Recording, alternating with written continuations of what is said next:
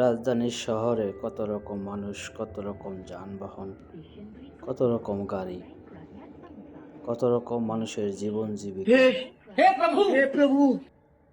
তা জীবনে চলার পথে যদি কোথাও যেতে হয়, তার মধ্যে একটি হচ্ছে মেট্রো রেল, যেটা শহরে এ প্রান্ত থেকে ও প্রান্তে ঘুরে বেড়ায়। আমি বলছি সেটা রাজধানীর শহর কুয়ালালামপুরের কথা। रुको এটা একটি जरा মেট্রো सबर রেল। करो। এটার ভিতরে আছে 60টি স্টেশন। 60টা স্টেশনে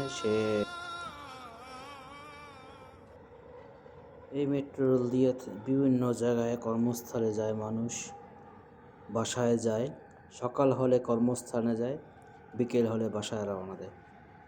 এটার ভিতর যে কত মানুষ ধরে তা হিসাব ছাড়া। তা প্রতিদিন আমার চলাচলের আসা যাওয়ার নিত্য সঙ্গী হয়েছে এই মেট্রো রেল। আমি বাসা থেকে আসলে এই মেট্রো রেলে আসা পড়ে, কাজ থেকে গেলেও মেট্রো রেলেই যাওয়া পড়ে। Attention. Smoking, eating, and drinking are not allowed inside the train and the station. তা আপনাদের সাথে কথা বলতে বলতে একটা স্টেশন পার হয়ে গেল। সামনে যে পরের স্টেশনটা আছে ওখানে আমার নামতে হবে। ठीक है তা समझ गया। উপর থেকে যে কত সুন্দর দেখা যায়, নিচে গাড়ি, মোটরসাইকেল, বিল্ডিং, ছোট ছোট ঘর। আসলে এগুলো দেখার মতো একটা দৃশ্য।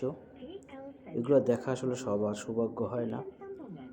তাই আমি একটু চেষ্টা করছি আপনাদেরকে দেখানোর জন্য, যাতে আপনারা একটু জিনিসটা দেখতে পারেন, উপভোগ করতে পারেন।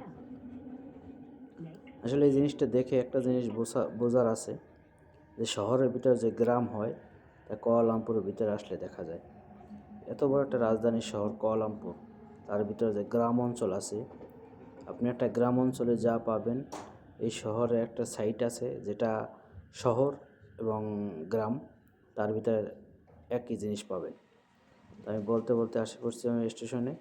এইটা হয়েছে কুয়ালালামপুর সবচেয়ে বড় স্টেশন এবং এখানে প্রতিদিনের হিসাব করলে দৈনিক লক্ষ লক্ষ লোক আসা যাওয়া করে, যাতায়াত করে। আপনি মালয়েশিয়ার যে কোনো প্রান্তে যেতে চান এখান থেকে আপনি যেতে পারবেন।